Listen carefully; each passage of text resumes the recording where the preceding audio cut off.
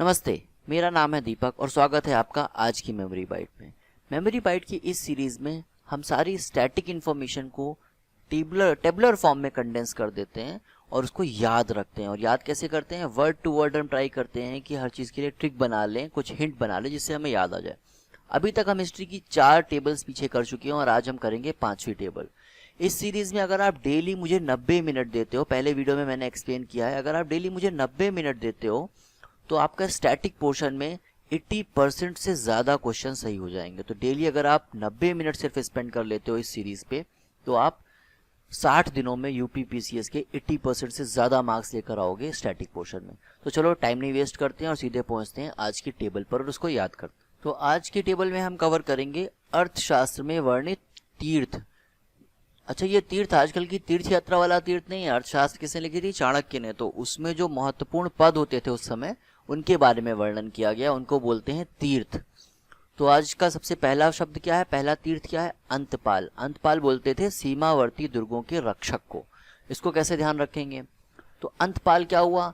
अंत वाले, एंड वाले जो दुर्ग होते थे उनको भी पाल लो, उनकी रक्षा कर लो। तो ऐसे कर लेंगे, अंत वालों को भी पाल लो। अंत वाले किसको पालो? दुर्गों को पाल लो। तो सीमावर्ती दुर्गों का रक्षक, ऐसे ध्यान रहेगा। दूसरा तीर्थ है अंतर्वेदिक। ये होता था अंतःपुर का अध्यक्ष। अंतःपुर किसको कहते थे? अंतःपुर होता है जहाँ पे वो स्थान, घर का वो अंदर का भीतरी भाग जहाँ पे स्त्रियां रहती हैं, रानी वगैरह रहती हैं, उसको बोलते हैं अंतःपुर। तो इसका अध्यक्ष क्या होता था? अंतर्वेदिक। इसको कैसे याद रखेंगे? तो देखो, अंतर्वैदिक करो तो अंदर और वेद, 2 चीजें लगा दो। तो अंदर जो वेद, अब वेद वगैरह कहाँ रखेंगे? घर के अंदर ही रखेंगे, किसी पूजा वाली जगह पर रखेंगे, तो उस जगह की रक्षा करने वाला, ऐसे सोच लो। तो अंतःपुर वाला हो जाएगा। ये अंदर जो होते हैं जहाँ पे स्त्रियां वगैरह रहती हैं, उस जगह की रक्षा करने वाले को बोलते हैं अंतर्वेदिक। अगला तीर्थ है आटविक। आटविक होता था वन विभाग का प्रधान अधिकारी, वन विभाग में जो सबसे टॉप पे होता था। तो आटविक से क्या बनता है? ओट। आटविक ओट। ओट कहाँ, किसकी ओट लेते हैं? हम जंगलों में जाते हैं, पेड़ की ओट में छिप जाते हैं, तो बस वही से याद कर लो। किसकी ओट में छुप जाओ? वन में जाओ और पेड़ों की ओट में छिप जाओ। तो आटविक, ओट में छिप जाने से। ओट किसकी? पेड़ों की। इससे ध्यान रहेगा कि आटविक होता है वन विभाग का प्रधान अधिकारी। अगला तीर्थ है कर्मांतिक। कर्मांतिक होता है उद्योगों एवं कारखानों का अध्यक्ष। तो इसको कैसे ध्यान रखेंगे? अब देखो, उद्योग लगाना है, कारखाना करना है, ये सब बहुत ऐसी चीजें जिसको बोलते हैं ना कर्मशील पुरुष, कर्मशील व्यक्ति ही ऐसा काम कर सकता है। तो जो बहुत कर्म करने वाले लोग हैं वो सभी लगा पाते हैं उद्योग और कारखाने वगैरह, सबके बस का नहीं है।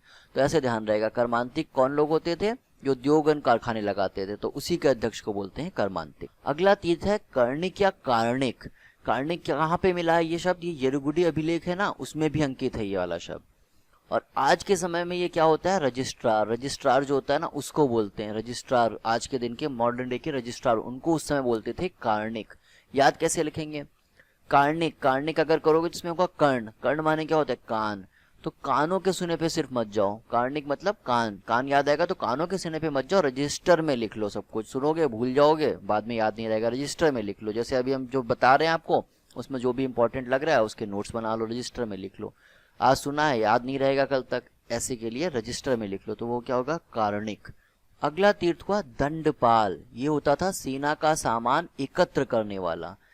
तो सेना का सामान एकत्र करने वाला दंडपाल। अब कैसे करेंगे इसको ध्यान? दंड देने वाला कौन होता है? दंड देने वाला तो सेना होती है। सेना जाती है कहीं पे भी, कोई शैतानी कर रहा होता है, दंड मिल जाता है। पत्थर कोई फेंकता है, सेना दंड देती है। तो इस तरह के लोगों को कौन पालता है? वो हो गया दंडपाल। दंड देने वालों को कौन पालता है? वो हो गया दंडपाल। ऐसे याद रखेंगे। तो दंड देती है सेना, तो सेना का सामान अब पालना है तो सामान आमन इकट्ठा करना पड़ेगा। तो दंडपाल क्या करेगा? दंड देने वाले, यानी कि सेना को पालने के लिए जो सामान जरूरत होती है वो लाता है, तो दंडपाल कहलाता है सेना का सामान एकत्र करने वाला अध्यक्ष। अच्छा, दंडपाल कर लिया, दंड देने वाले को जो पाल रहे हैं, मतलब सेना को पालने के लिए जो सामान ला रहे हैं। अब आ गया दुर्गपाल। ये दुर्ग की रक्षा करेगा। तो जैसे दंडपाल किया था वैसे दुर्गपाल याद हो जाएगा। दुर्ग को पाल रहे हैं, तो दुर्ग को पाल रहे हैं मतलब क्या कर रहे हैं? उसकी रक्षा कर रहे हैं ना। तो दुर्ग का रक्षक कौन हो गया? दुर्गपाल। दुर्ग को पाल रहा है मतलब उसकी रक्षा कर रहा है। अगला तीर्थ है दौवारिक। ये होता था राजकीय द्वार का रक्षक।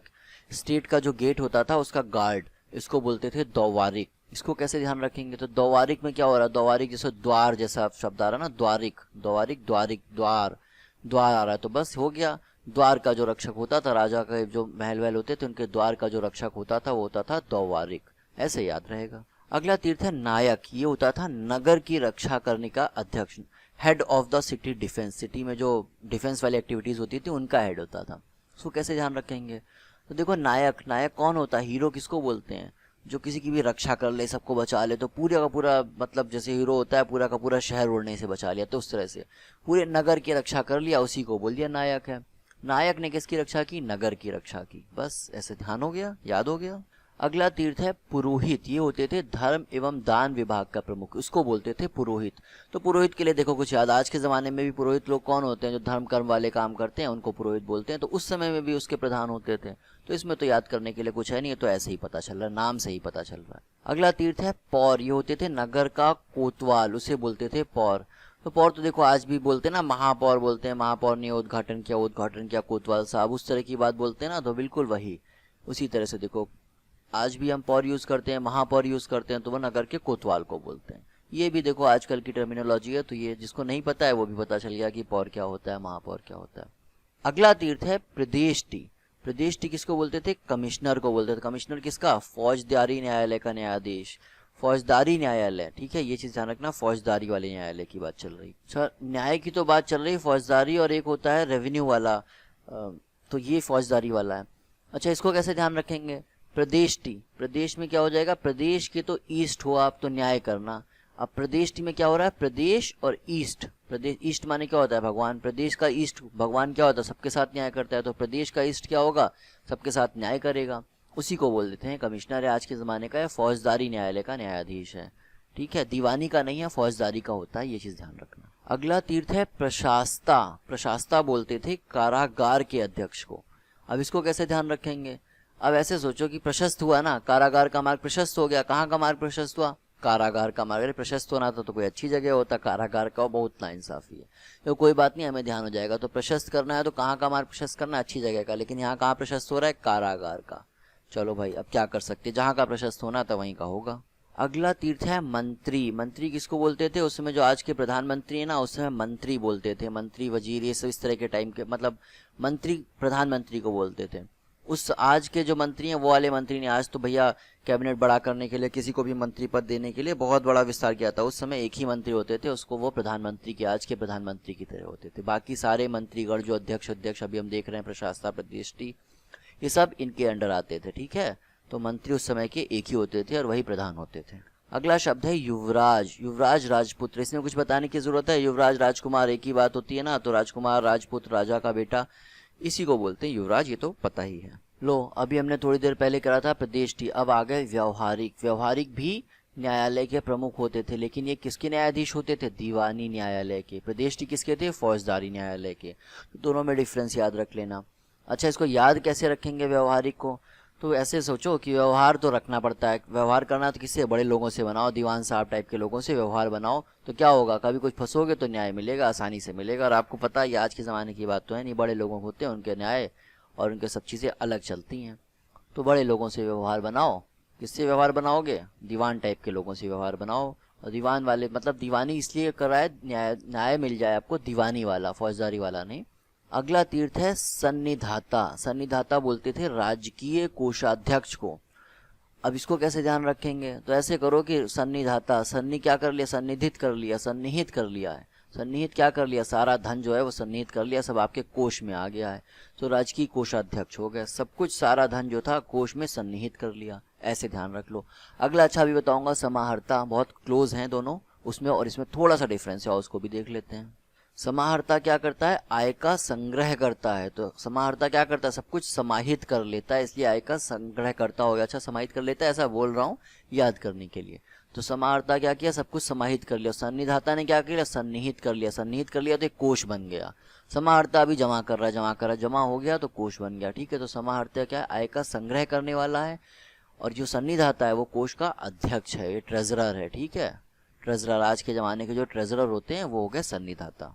और फाइनली आज का लास्ट तीर्थ सेनापति, जिसको याद करने की भी जरूरत नहीं पड़ेगी। सेनापति तो आज भी हमें पता है कि सैन्य विभाग का प्रधान होता है। सेनापति किसका होता है? सैनिक विभाग का प्रधान होता है। इसमें बेसिकली सेम बात ही लिख दी है, क्योंकि याद करने जैसा कुछ है नहीं, कोई ऐसा नहीं होगा जिसको पता ना हो, इसलिए ये पूछा भी नहीं जाएगा।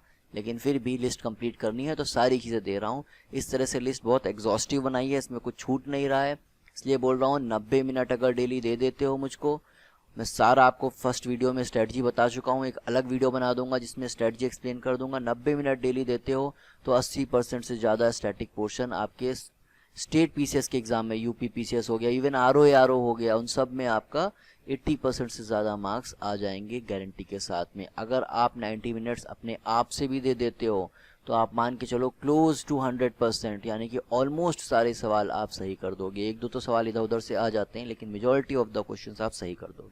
तो चलो ये थी आज की मेमोरी बाइट। अच्छा, कितने याद हुए हैं चलो देख लेते हैं। अभी तक तो मैं क्या करता था, इन्हीं को छुपा लेता था और आपसे पूछता था। अब मैं एमसीक्यूज कर रहा हूँ, तो चलो इनको एमसीक्यूज के फॉर्म में देखते हैं, क्योंकि एग्जाम में तो एमसीक्यू आने हैं। तो एमसीक्यूज के फॉर्म में देखते हैं, देखिए कितने का आंसर आप कर पाते हो, जरूर करना है सेक्शन। तो पहला एमसीक्यू है, अर्थशास्त्र के अनुसार अंतपाल का अर्थ क्या होता है? अंतपाल याद है, अंत को भी जो पाल ले, अंत वाले किसको? दुर्गों को जो पाल ले, तो सीमावर्ती दुर्गों का रक्षक हो गया अंतपाल। अगला क्या है? अंतर्वेदिक का अर्थ। अंतर्वेदिक क्या होता है? जो अंदर वेद रखे होते हैं ना, अगर के अंदर अंदर जहाँ स्त्री वगैरह रहती है उस जगह पे, तो अंतःपुर वाली जगह, पैलेस का अटेंडेंट, ठीक है, ये हो गया अंतर्वेदिक। अगला हो गया आठविक का अर्थ बता दो। आठविक क्या होता है? ओट में छिप जाओ, किसकी? वन में जहाँ पे होते हैं ना ओट, उनमें छिप जाओ, तो वन विभाग का अधिकारी हो गया। अच्छा ट्रिक, नीचे हिंट आती जा रही है, यहाँ से देखते जाओ, ठीक है।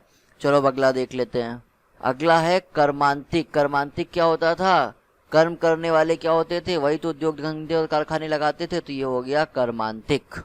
अगला हो गया कारणिक। कारणिक कान से जो सुनने वाला, हमने कहा था ना लिखो मत कान से, कान से मत सुनो, सिर्फ लिख भी लो। लिख लो तो क्या हो जाएगा?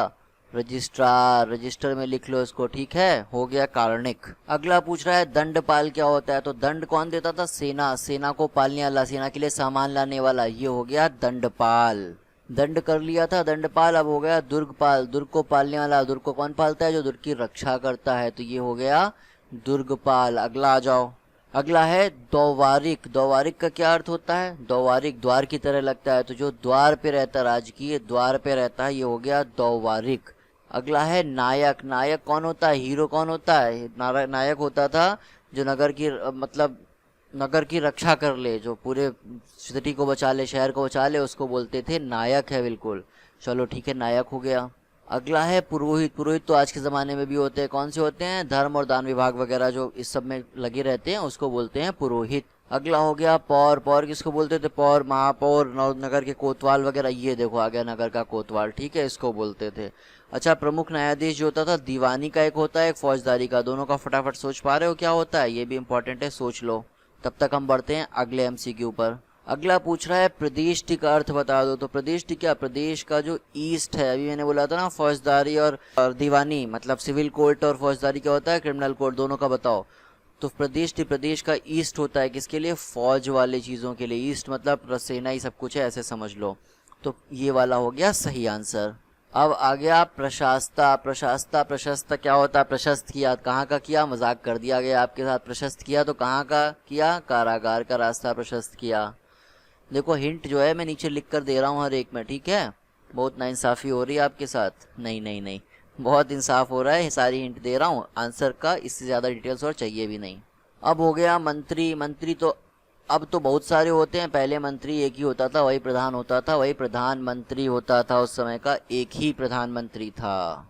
युवराज जो तब होते थे वही अब होते थे। प्रिंस को बोलते थे युवराज, राजा के बेटे को बोलते थे युवराज।